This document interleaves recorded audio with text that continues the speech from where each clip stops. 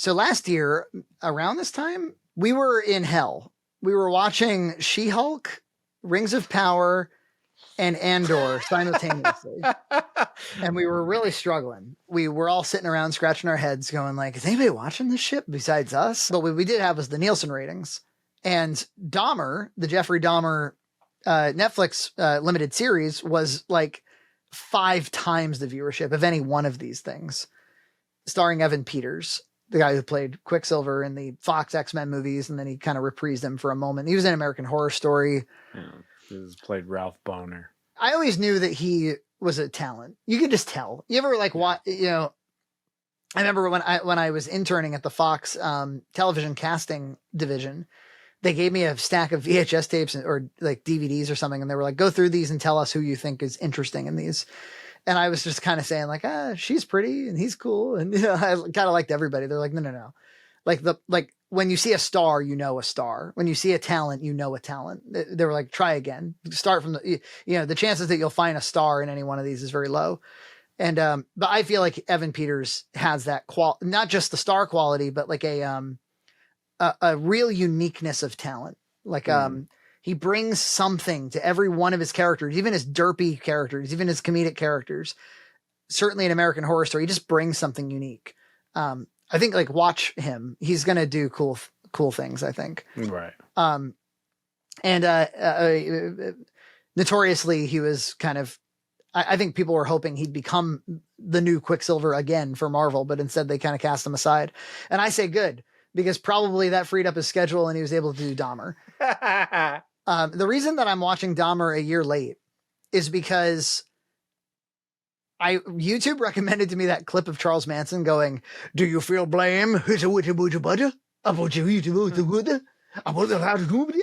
you feel blame? Are you mad? Do you feel like Wolf's about Francis?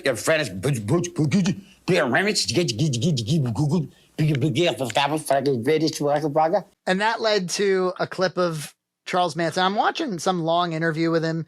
He's in a conference room where his biographer was like talking on his behalf. And as I'm watching, I'm like, you know, this guy is just not very interesting. Like he's obviously kind of a vagrant. He's obviously, I think, like mentally incompetent. He obviously was on heavy drugs when he did what he did. But it's kind of like watching kind of like a burnout hobo. Yeah. And there was a lot of, I don't know, there's just a lot of talk about Charles Manson at the time. I mean, like they held him up like he was this very mysterious figure. And in reality, I just don't think there's a lot of there. And so that led me to watching interviews with Dahmer and Ted Bundy. and I watched those at length. And the thing you always hear about Dahmer and Ted Bundy is like how weird it is, how lucid they are, and how kind of lucid they talk about their crimes. And they're 2 very different animals, Dahmer and Bundy. But Dahmer, like I watched like an hour of him talking to, I think it was like the Inside Edition interview that he did, like maybe a year and a half before he was murdered in prison. And he's just kind of a Midwest guy who's pretty grossed out by himself, quite frankly. He was saving body parts such as skulls and skeletons. We met with him at the maximum security prison where he is serving his sentence of 999 years. I get the impression over time as I'm listening to him, like, I think this guy just has an intense horniness. I don't even really get, like, I'm not getting any rage. I'm not getting any like murderous hate for anybody. I'm just getting like, he was lonely and he wanted to keep people. And sometimes that meant drugging them or trying to turn them into a zombie with chemicals, or sometimes that meant keeping their skulls in his, you know, and sometimes that meant eating them and making them part of himself. And I'm just saying that you can kind of follow the psychology of what was going on with him. And you expect him to be mentally incompetent if he's that off his rocker, but really he talks about it almost like, oh yeah, that time I went on a bender and right now I'm normal because right now I'm not horny. But you know, honestly, I do get horny sometimes still, guys. But Ted Bundy, who I'd like to do a deeper dive on sometime. So Dahmer killed about 17 people, and they were, a major element to the story is that they, like, I think, I don't know, or more than 10 of them were black men. And it was in Milwaukee, and he was just going to bathhouses and to gay bars, and he would take people who were otherwise pretty underground to begin with. And so it was kind of easy to make people disappear, 17 people disappear out of the same apartment without anybody looking for them, which is kind of crazy to think about. Like in the surveillance state that we think, like, you can't just repeatedly murdering people in the same location. And consider it was an apartment that was surrounded by people. And famously, tragically, the worst one, probably, could you say one's worse than the other, but there was one where 15-year-old kid, and he got him to come into the apartment. And so the way that it always went was he would bring somebody home for a sexual encounter, like pick him up at the bar or whatever. He was like a big, tall dude. I wouldn't say he was handsome, but he could get guys. And he would drug them with some kind of mixture that had been pre-prepared before he went out, and they would go to sleep, and then he would have his way. And sometimes he would sort of drug them permanently, or he would brain damage them or whatever. Sometimes, like in his first murder, he took the hip bone of the guy and he smashed it into a million pieces, and he scattered it all over the yard so that it would like kind of be, dude, it's fucking crazy. I haven't heard, like, I really don't know what his crimes were. So this is my genuine reaction to all this. It's nuts. Oh my gosh. So there's a 15-year-old kid, and he brought him home, and the kid like wanted to leave kind of the whole time, and he drugged him. But before the kid was unconscious, he actually made an escape, and he ran out of there, and he was found unconscious and naked outside of the building. And the neighbors, these black women, called the police, and they put a blanket on him and stuff. And the police show up. This is a true story. And they were like, okay, does anybody know him? Any ID, whatever. And Dahmer walks around the building, and he's like, hey, he's my boyfriend. He's drunk. He's 19. Bring him home. And they're like, okay, do you have any ID? He's like, no, sorry, he doesn't have any ID. Can you just like bring him back to my apartment? It'll be fine. So they escort him back to the apartment. They're grossed out because it's like a gay guy's apartment. And that's proven because on the dispatch call, they're like, coming back to the police station to be deloused. They didn't want to go in there. The intoxicated Asian naked male was returned to his sober boyfriend, and we'll be a minute. My partner's gonna get deloused at the station. And they returned him to Dahmer, and Dahmer killed the kid, and whatever, ate him or whatever. But there's a 911 call from one of those women who had been concerned about, I have to understand, the apartment reeked like dead bodies at all times. And they were calling the police about this. And they would hear power tools going off in the in the apartment all the time. And it smelled. And he had this freezer that he carted in there. And he had, and so he's drilling holes in desks. He's drilling holes in heads. And so the 911 call is like, hey, we're just checking up on that child that was outside the apartment. Like, is he okay? How old was that child? And they're like, it's fine, ma'am. We took care of it. And she stays on for like 5 minutes where she's like, okay, but we're pretty sure that was a child. We're pretty sure that was a kid. Like, can you tell us more about what happened? We're kind of concerned. It goes on, and they're like, ma'am, just leave it alone, How old was the child? It wasn't a child, it was an adult. Are you sure? Yep. Are you positive? It's all taken care of, ma'am. And of course, those guys lost their jobs and were disgraced. And Dahmer mentioned them in his sentencing. He was like, I'm really sorry to the 2 cops that I tricked. Oh, jeez. I hope that they get their jobs back. I hurt those policemen in the Conorak matter, and I shall ever regret causing them to lose their jobs. And I hope and pray that they can get their jobs back, because I know they did their best, and I just plain fooled them. So anyway, the series is wonderful. I mean, You sick fuck. strap in. But It is. A wine mom. You're getting into true crime. I know. I'm sorry. I'm like, now I get it, ladies. Gotta get your podcast going. And then they killed him. And you're just like, I mean, the nice thing about a story like that is that it's all prepped for you. It's like you don't have to work that hard to tell a very compelling and very unique story. But they make some creative decisions that I thought were really smart. So kind of everybody knows who Jeffrey Dahmer is. And so the opening episode, the pilot, if you will, it's like 10 episodes and they're all 40 minutes to an hour. The pilot episode is like his final attempt at a murder, which resulted in the guy escaping and getting the cops, and that led to his arrest.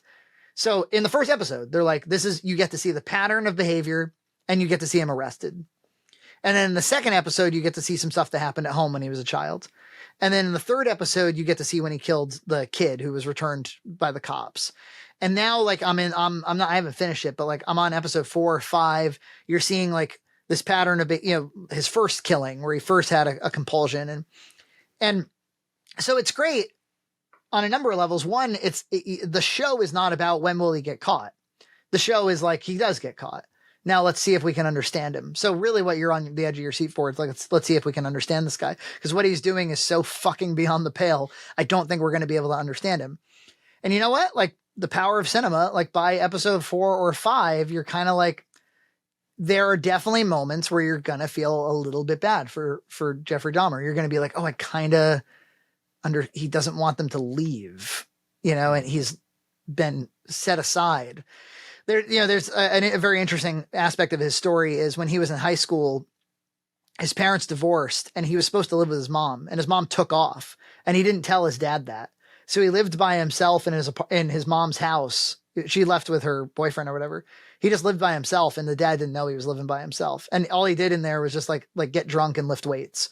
And, and so but yeah, Evan Peters, wonderful, really taps into like the kind of unique, creative interpretation of a performance of somebody that he's impersonating on, like with those kinds of performances, you want to impersonate them like 10%, but then you kind of have to exude the character from the inside out. I think the interviews are probably invaluable to him because it does give you a window into the guy. Yeah, you sometimes forget that there's good shit. And then you're like, oh, wow, look at this. I guess I have to subscribe to Netflix for like a week, Maybe I can month get it for to you. binge it. I definitely, I wouldn't sleep on it. So anyway, I wonder if the days of IP, well, I guess Dahmer is kind of like an IP, it's a recognizable story and stuff, but all those true crime stuff usually does well, but it's good that they're doing something unique and artful with it. It's not superheroes. I've definitely seen, true crime stories done unartfully. Love and Death. It was Love and Death. Oh, yeah. It was kind of a shame. Well, because it was a Max original. It wasn't an HBO original, which is different. It's different. And so it had Jesse Plemons in it. It was like it tells the story of her having an affair with Jesse Plemons, and then Jesse Plemons' wife finds out, and then she kills her. That was a true story, and she actually got acquitted because she pleaded self-defense because, because Elizabeth Olsen kills his wife, and she pleads self-defense, and they believed her, and so it's a kind of an incredible story. Right. But she's wonderful, and Jesse Plemons is wonderful. So yeah, they were good. But the direction was so bland. The writing was so bland. It was so by the numbers. I liked it because I like trash, but it was trash. It was not great. But it was just like a saltine cracker. Yeah, and then what's funny is that the Hulu did a TV series the same time with the same story starring Jessica Alba. No, Jessica. That's like when they made multiple Jungle Books and Pinocchios. Was it Jessica Alba? Jessica Biel. Jessica Biel. I'm getting all my Jessicas of that era mixed up. Jessica Biel is in a series called Candy on Hulu, which I hear, yeah, some people like one better than the other, but I haven't seen that one. Jessica Biel, yes. Can I tell you one last thing about Dahmer? So again, I haven't gotten to the end of the series, but I watched his sentencing, just like a 25-minute thing. I mean, just watching the real life footage of the stuff is a trip. And again, we'll talk about Ted Bundy sometime, but holy shit. I mean, there's a guy who like he killed almost 40 people from coast to coast. And he's like a lawyer. He's like a well-spoken, handsome guy. And it's so, I mean, I know that's what, like, everybody knows that, but it really is quite something to go into it. And he doesn't actually admit to anything that he did until the days before his execution in the electric chair. And then there's like interviews with him where he's like, well, I believe I did it because of pornography. As young boys do, we explored the back roads and sideways and byways of our neighborhood, and from time to time we'd come across pornographic books of a harder nature than more graphic, you might say, more explicit nature than we would encounter, let's say, in your local grocery store. I'm so behind on my true crime, even famous ones, so I don't even know that story. So. You wonder if you had if you just castrated the guys, would that sexual impulse just go away, and would a lot of people be saved? Who knows, man? You know, it seems to be it comes from the like a dysfunctional sexual urge or something. Yeah, and it seemed like a lot of these serial killers came out around the same time. Yeah, well, that's weird too, is because they're talking about these like influences. Like Dahmer was really into The Exorcist 3. He would watch the movie while he was doing murders and stuff, and he's like, I felt like I was getting energy from the movie, and I felt so hopelessly evil and perverted. I actually derived a sort of pleasure from watching that tape. Did you like feeling evil? No, I didn't. And then the internet comes out. I mean, I know some atrocities have happened since the internet came out, but this is all pre-internet, and they were talking about like it was because I indulged this influence and that influence that I did this. And I feel like we haven't seen anything quite like those guys since then. Yeah. It might be because of the surveillance state, but it might be because they can get their rocks off watching whatever fucked up shit's on the internet. Very, very interesting. But so to that point of kind of like not understanding how this stuff comes to be, I'm watching the sentencing and the judge goes, Mr. Dahmer, and this is after Dahmer's opening line where he was like, this trial was not about me being set free. I deserve the worst possible punishment. I understand I'm going to spend the rest of my life in jail. I'm deeply sorry to everybody that I hurt. And, it's hopefully the Lord Jesus Christ will forgive me in his infinite, forgiveness and stuff. And then the judge says, he's like, this jury had to decide whether or not you were if you had a mental disease. So like a term you probably wouldn't hear nowadays. And this jury determined that you do not have a mental disease. I'm like, would a jury decide such a thing? Isn't that kind of a medical diagnosis? And then he goes, I don't believe that you're ill, Mr. Dahmer. I believe that you are a gay homosexual and you were humiliated. You felt great shame and guilt about your homosexual activity, and you had to get rid of the evidence. And that's why, that's why you ate them and melted them down into, total nonsense. I believe what we had was a homosexual who could not accept the fact that he was a homosexual. He from time to time involved himself in homosexual activities, and there was never a problem. But once he brought somebody to his home, he could no longer remain anonymous. There's one way to avoid that: destroy the evidence. And I'm going obviously, thankfully you can't get his sentencing wrong. Thankfully, either you kill him or you put him in jail for the rest of his life. And so the sentencing is good. But the editorializing of the sentencing, I was like, man, what a arcane understanding of what's going on there. Yeah, I mean, you can't even. I don't even think that person could understand what was going on. He does. In the interviews, he's like, to this day, I don't really understand the compulsions. And then he was beaten to death in jail. He was not sentenced to death, but it happened anyway. And we talk sometimes about like a lot of modern stories and media are have an element of racial politics or an element of sexual politics, and so this does. And you know what? Like that's it though. Like a lot of this story is about sexual and racial politics, and there's a lot of really interesting stuff there, and there's a lot of interesting discussion. And the show, like it should, doesn't like come in with like a here's what to think about all this. You know, it kind of just explores the character first, and it kind of lets it lets you recognize just how problematic some of the stuff going on at that time was. And it's all completely accurate, completely true. Some of the stuff even he was struggling with is accurate and true and complicates the situation quite a bit. And, you know, it's just really good art. That's what I'm trying to say. It's they could have done a cheesy version of this, and it's such a fascinating and horrible thing. Yeah. You can't do a cheesy version of it, you know? Don't do that. There's probably plenty. I haven't seen them, but yeah. Yeah, man, I gotta check that out. I'm behind on my Netflix. It's all I think about when I'm in my free time. If I'm in the shower, I'm thinking about Jeffrey Dahmer. I was watching it with Nina. I've got similar compulsions. I have compulsions. I was watching it with Nina, and because like it's a romantic movie. Yeah, we cuddle up and we watch. You know, the truth is between all the editing and all the work that I'm always doing, and she normally reads at nighttime, we haven't like done the American couple thing of like getting together and like watching a Netflix show together. Yeah, Anna and I haven't done that in a long time. Yeah. So we've been doing it. It's great. It's lovely. And she there's the scene where Dahmer's like in high school, and his dad is talking to him about, he's like, "You're a good boy, Jeff. You know, we need to straighten you up in certain ways." And it's kind of like a little bit heartfelt where you're kind of like, they love each other.